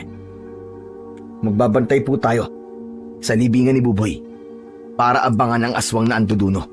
Sa oras na nakawin niya ang bangkay ni Buboy, gagawin natin ang pagpatay sa kanya. Sang-ayon ako sa naiisip mong plano, Delpin. Pero, hindi madali naiisip mong plano, Delpin. Hindi natin kabisado ang lakas ng kalaban. Kaya nga po kailangan natin ng matinding paghahanda. Kapag nasa harap ng puntod ni Buboy ang aswang na anduduno, yun na rin ang pagkakataon natin para umatake. Pumayag sina Mang Arman at Ninong Roy sa plano ko dahil gusto na talaga nilang matapos na ang paggasik ng lagim ng mga aswang na anduduno sa baryo namin. Pagsapit ng gabi, sinimulan naming magbantay sa loob ng sementeryo. Nagtago kami sa likod ng isang malaking puno habang tanaw namin ang puntod ni Buboy. Dinala ni Ninong Roy ang kanyang matalas na itak. Si Mang Arman naman ay sibat na kawayan ang bitbit. Samantalang ang armas ko ay ang buntot ng pagi. Lahat ng sandata namin, binuhusan ko ng langis na may orasyon. Nagaplas din kami ng katas ng dahon ng sambong sa katawan upang nang sa ganun ay hindi kami maamoy ng aswang. Palitan kaming tatlo sa pagbabantay. Matyaga kaming naghihintay. Hindi namin ininda ang pagod at puyat. Maya-maya pa ay biglang uminit ang buntot ng pagi. Napaunat ako sa aking kinatatayuan. Umalis to po kayo sa pagdating ng aswang na anduduno. Nararamdaman ko pong nasa paligid lang po siya. Kailangan natin maghiwalay ng pinagtataguan para mahuli natin ang aswang. Tama ka, Roy. Sige, dito ako sa kanan. Ikaw naman, Delphin. Maiwan ka rito. Sige po. Naghiwalay kami ng pinagtataguan. Ilang minuto ang lumipas ay narinig namin ang kaluskos sa paligid. Sinilip ko ang kinaroroonan ng puntod. Sa tulong ng liwanag mula sa buwan, napansin ko ang dahan-dahang paglapit ng nilalang sa libingan ni Buboy. Sa pagkakataong yun, mas tumindi ang pag-iinit ng buntot ng pagi. Nagulat ako dahil nakilala ko ang matandang babae na madalas kong nakikita sa tapat ng bintana namin. Siya rin ang matandang babae na nabanggit sa akin ni Buboy. Kinabahan ako nang mapansin ko ang nagbabaga niyang mga mata. Siya nga yun. Hindi ako maaaring magkamali. Siya ang matandang babaeng madalas kong nakikitang umaaligid sa bahay natin, Ninong Roy. Dahil sa mga sinabi ko, lumapit sa akin sina Mang Arman at Ninong Roy. Tinignan nila ang kinaroroonan ng matandang babae. Si Ninong Roy ang hindi nakapagtimpi ng galit at napamura ito. Ang hayop na yun! Siyang pumatay sa mag-ina ko! Magbabayad siya! Teka, sandali lang, Roy. Parang may kasama siya. Hindi siya nag-iisa. Sa bandang bahagin yun, tignan nyo. Parang may mga matang nakatingin sa matandang babae. Tama po kayo. Kailangan natin mag-ingat. Napatitig kaming tatlo sa madilim na kakawian. Ilang saglit pa, nagbago ang anyo ng matandang babae. Naging aswang na anduduno ito.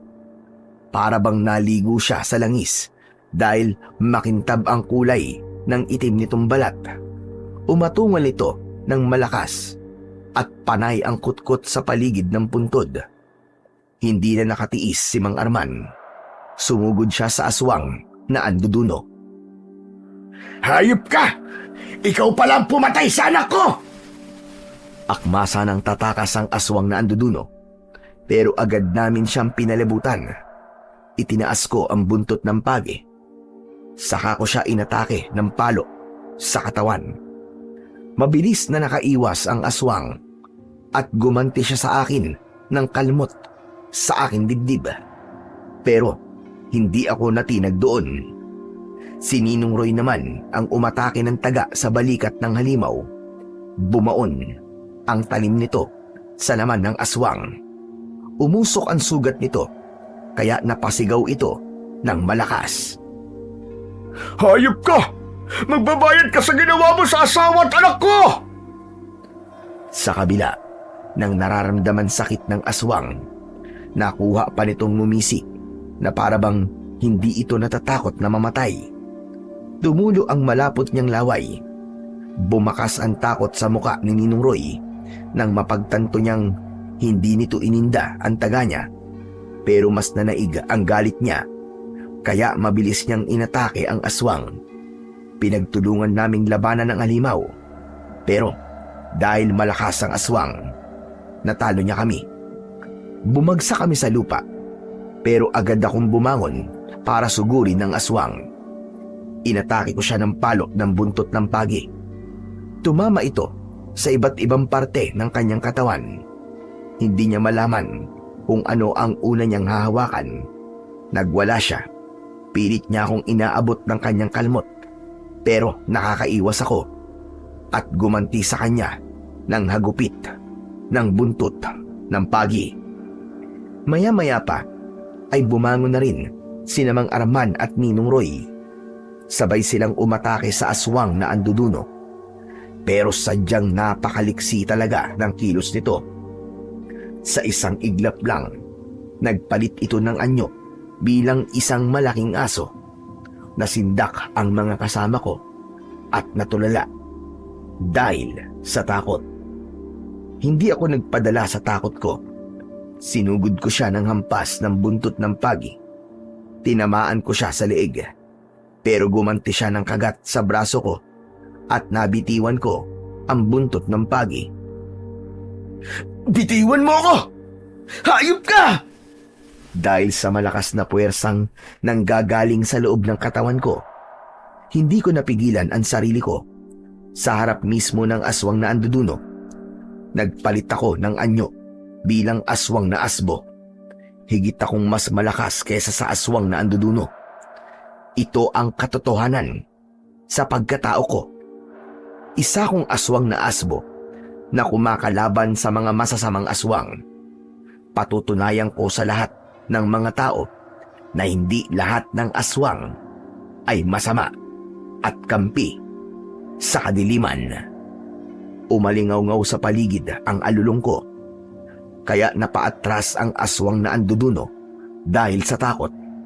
Hinila ko ang kamay niya, saka kami nagpambunong dalawa. Bawat suntok ko sa katawan nito, ramdam kong nadudurog ang kanyang buto. Sumuka siya ng dugo at nagkikikisay ang katawan nito. Hindi pa ako nasiyahan. Sinaksak ko siya sa tiyan gamit ang matutulis kong mga kuko. Ibinaon ko yun hanggang sa lumubog ang kamay ko sa kanyang katawan. Dinukot ko ang lamang loob niya. Saka ko siya binuhat at inihagis sa malayo. Humarap ako sa mga kasama ko. Baka sa mukha nila ang labis na pagkabigla. Hindi nila alam na isa akong aswang. Si Ninong Roy ang unang nagsalita. Delphin? Ikaw ba yan? Opo, Ninong Roy. Ako nga po ito.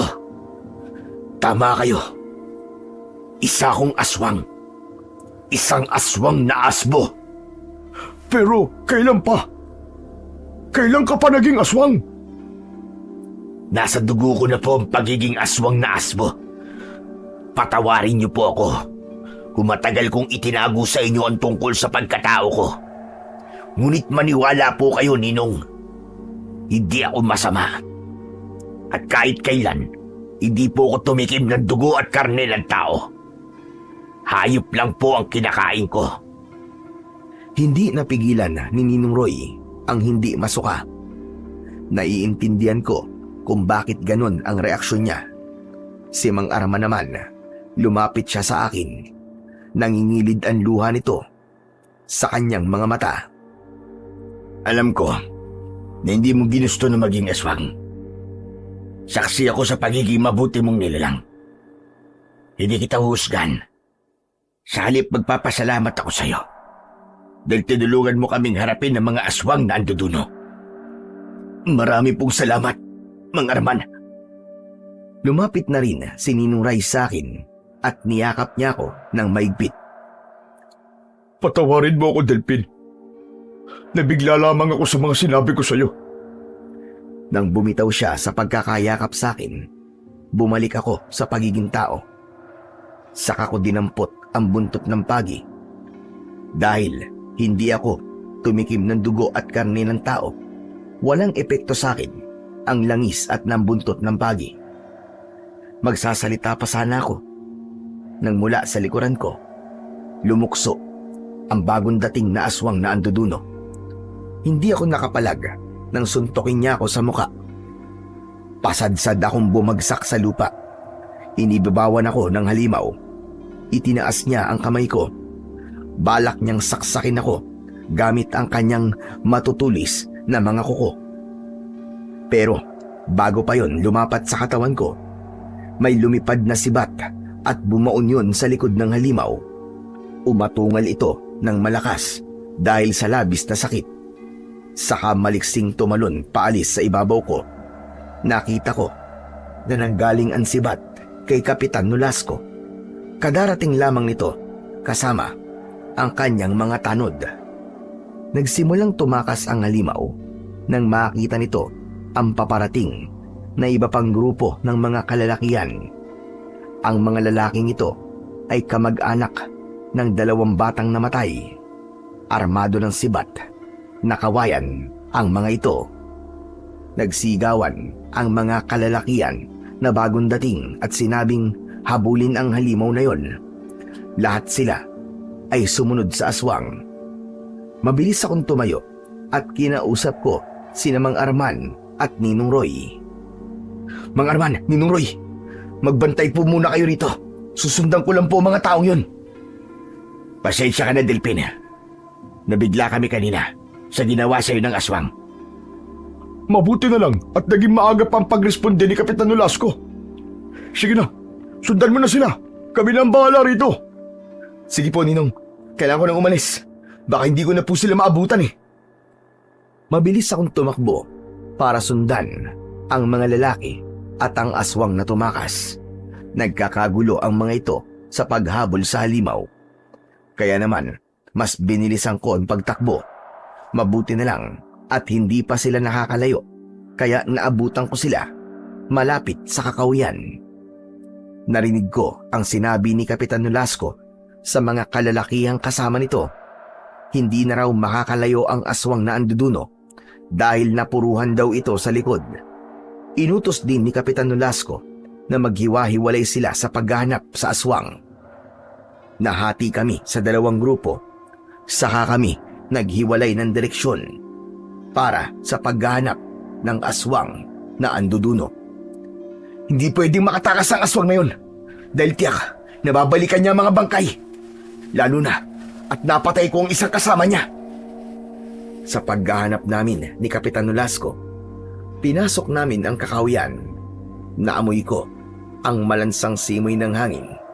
Palatandaang hindi pa nga nakakalayo ang aswang na anduduno. Sandali lang po, Kapitan Nolasco. Kung nasugatan ng aswang na yon, ay tiyak po natutulo ang dugo niya sa lupa. Meron pong mga bakas ng dugo sa bahagin to. Sinabi ko rin sa mga kasama ko na sundan namin ang patak ng dugo sa lupa. Kaya agad silang tumalima.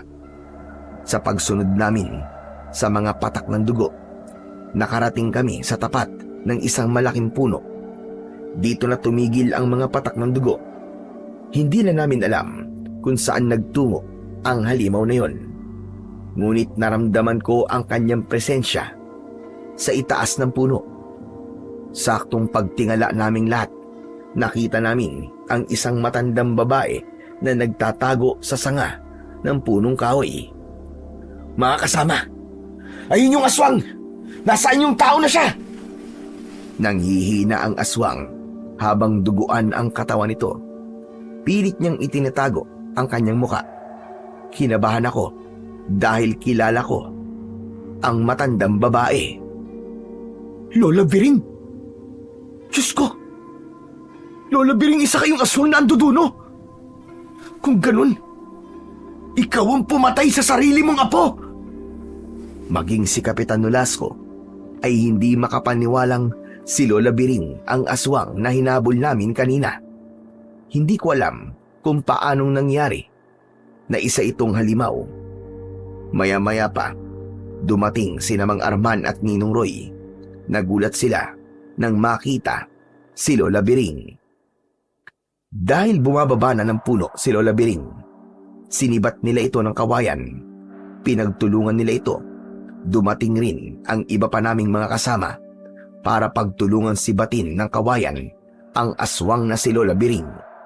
Nakikiusap ito na huwag siyang papatayin, ngunit bingi na ang mga tao sa pakiusap niya dahil sa mga buhay na kinuha niya. Pinagbababato namin ang aswang hanggang sa tamaan ito sa ulo. Hindi kami titigil dito hanggat hindi ka namin napapabagsak, hayop ka! Sa huling pag-asinta ni Mang Arman ng sibat dito, tinamaan ito sa sikmura at nalaglag siya mula sa sanga ng puno. Mabilis ko siyang nilapitan. Pagkatapos ay inapakan ko siya sa bandang dibdib. Iniabot sa akin ni Ninong Roy ang matalas niyang itak. Pero nang sasaksakin ko na siya, may malakas na pag-angil akong narinig mula sa aking likuran.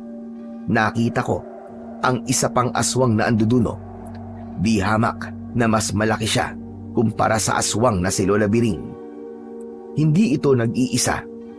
Sumulpot sa likuran nito ang dalawa pang aswang na anduduno. Hindi na nag-aksaya ang mga ito ng oras. Agad silang umatake sa mga kasama ko.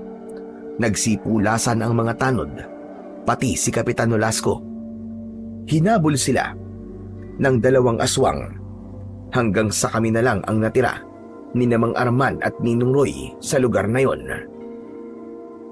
Balak mo bang iligtas ang kasama mo? Pwes huli na, dahil papatayin ko na siya! Umangil ang aswang. Ipinakita nito ang matatalas niyang mga pangil. Tumulo ang malapot niyang laway, saka humakbang ng dahan-dahan. Humanda naman si Mang Arman at Ninong Roy sa posibleng pagsugod ng aswang. Nang masigurado kong malakas ang aswang na kaharap namin, nagpalit ako ng anyo bilang aswang asbo. Sa harap ng aswang, dinurog ko ang katawan ni Lola Biring hanggang sa sumuka ito ng dugo. Umatungal ang aswang na anduduno. Tignan mo tong demonyo ka! Kung paano ko tapusin ang buhay ng kasama mo! Mamamatay na kayo pare-pareho! Tinaga ko ang leeg ng halimaw na si Lola Biring. Umusok ang sugat nito at bumulwak ang dugo mula sa nakabuka nitong sugat. Humiwalay ang ulo sa katawan ng halimaw, dahilan para lalong umatungal sa galit ang aswang na nakatayo sa harapan namin. Nagulat kaming tatlo nang magsalita ang pinuno ng mga aswang na anduduno. Hindi! Hayop ka! Magbabayad ka! Pinatay mo ang asawa ko!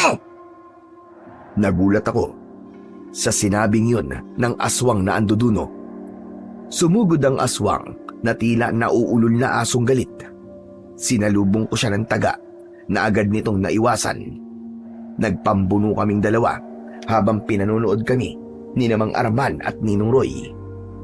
Tinamaan ako sa dibdib ng suntok ng aswang. Pasadsad akong tumalsik sa kakawyan. Sa pagtayo ko para umatake ulit, lumipad ang maraming sibat papunta sa akin. Inakala ng mga bagong dating na mga kalalakian na kalaban ako. Kaya agad na pumagitna si Mang Arman at Ninong Roy. Mga kasama, sandali! Hindi siya kalaban natin, kundi ang isang yun! Nabaling ang atensyon ng mga tao sa itinuro ni Mang Arman. Napaatras ang aswang na anduduno nang mapagtanto niyang nasa panganib siya. Sinubukan itong tumakas, ngunit agad ko siyang nilundagan. Tinamaan ko siya ng kagat sa balikat. Saka ko siya kinalmot sa dibdib. Bumagsak ito sa lupa habang umaangin ng malakas. Gumanti siya sa akin ng suntok. Tinamaan niya ako sa muka, ngunit hindi ako natinag. Malakas kong itinarak ang kuko ko sa kanyang tiyan. Nahirapang manlaban ng halimaw, lalo na at napapaligiran na siya ng mga kasama ko. Inulit ko ang pagtarak ng kuko ko sa kanyang katawan. Saka ko siya sinaksak sa dibdib, direkta sa kanyang puso. Nagpumiglas ito dahil sa labis na sakit. Kaya tinamaan niya ako sa leeg. Pasadsad akong bumagsak sa lupa. Akmang aatake ulit ang aswang na anduduno sa akin. Lumipad ang maraming sibat na kawayan. Tinumbok ng mga ito ang nakatayong aswang. Lahat ng mga sibat ay bumaon sa katawan nito hanggang sa bumagsak siya sa lupa habang naliligo sa sarili niyang dugo. Agad ko siyang nilapitan at pinugutan ko ito ng ulo. bumalik ang dati nitong anyo bilang isang tao.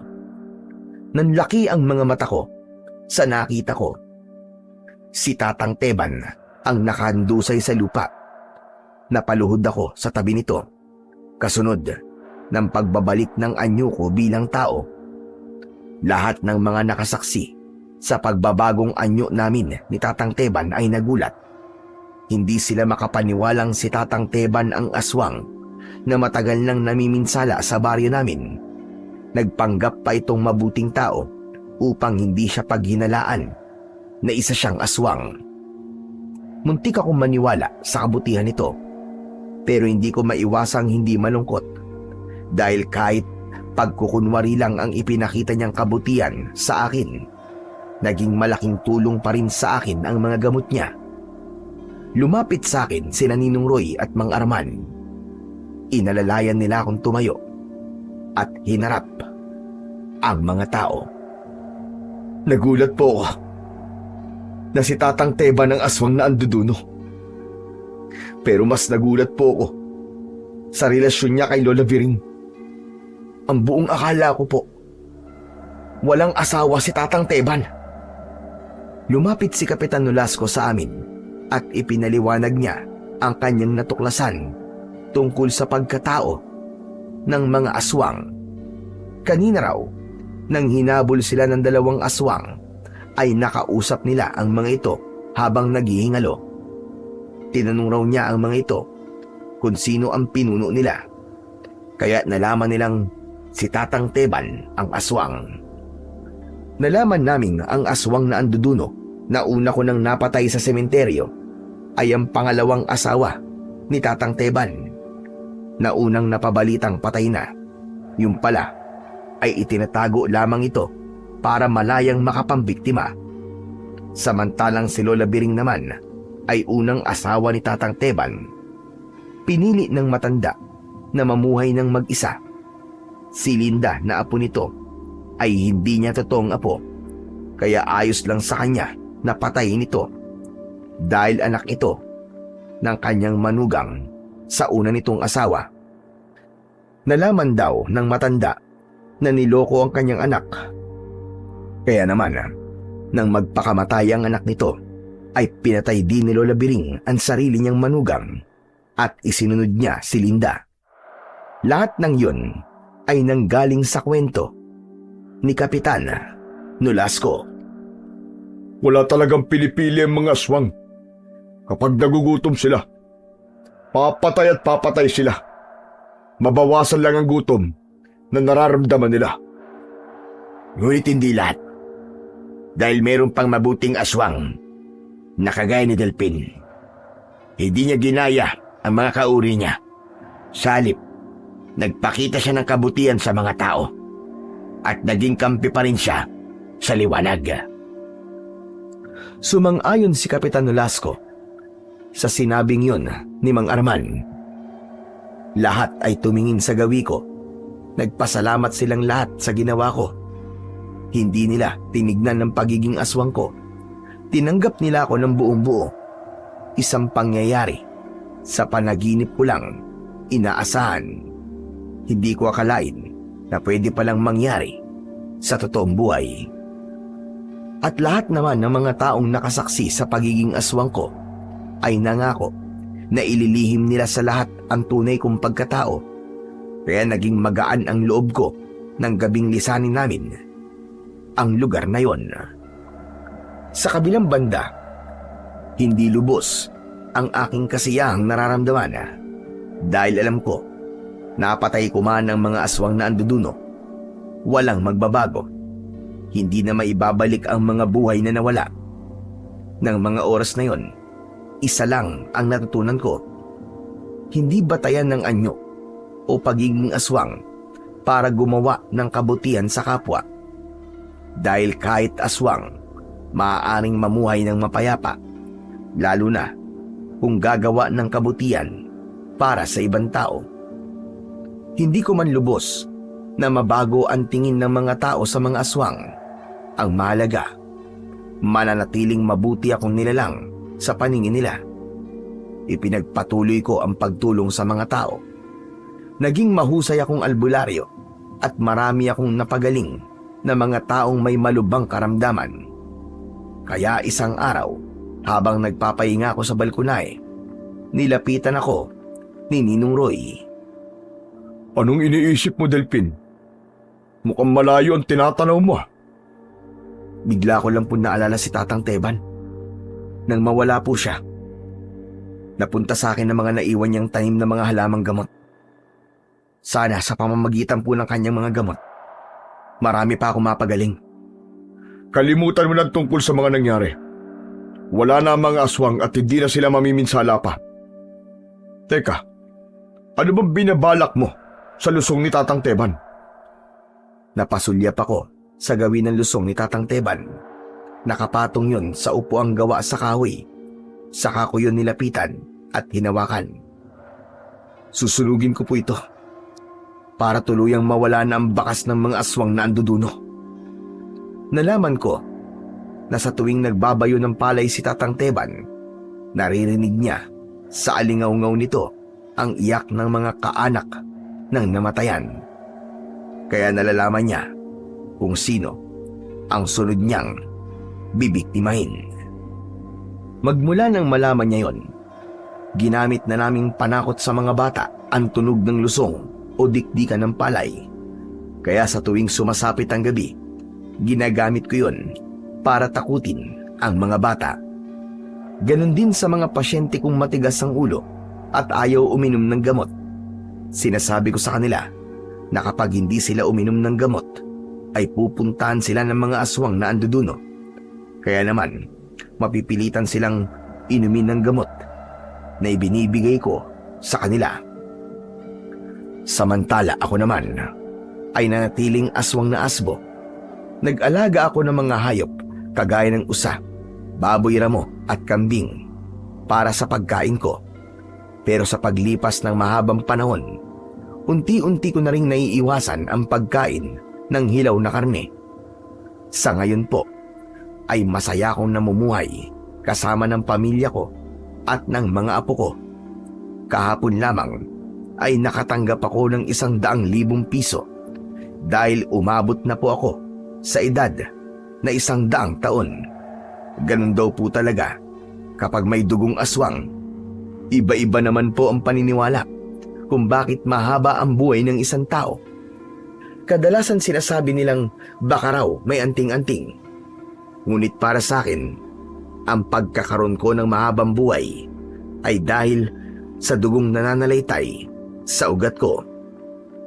Ang apo ko po ang nagsulat ng kwento dahil malabo na po ang mga mata ko. Kaya sobra po akong nagpapasalamat sa inyo, Sir Blair, dahil ang kwento ko ang napili niyong ibahagi sa inyong masugid na mga taga-suporta. Hanggang dito na lang po ang aking kwento. Lubos na nagpapasalamat, Delphin. Sa bawat araw na ginawa ng Diyos para sa atin, ay binibigyan niya tayo ng pagkakataong pumili ng landas na tatahakin. Nasa mga kamay natin kung papanig ba tayo sa kabutihan o sa kasamaan. Pinatunayan lamang na hindi lahat ng aswang ay masama. Kaya wag nating huhusgahan ang pagkatao nila batay sa panlabas nilang itsura. Dahil sa mata ng Diyos, lahat tayo ay pantay-pantay. Maraming salamat po sa walang sawa niyong pagsuporta at pakikinig sa aking mga YouTube channel na The Voice Addict at Apong Isaac. Hanggang sa muli, at pagpalain po nawa kayo ng Diyos na may kapal.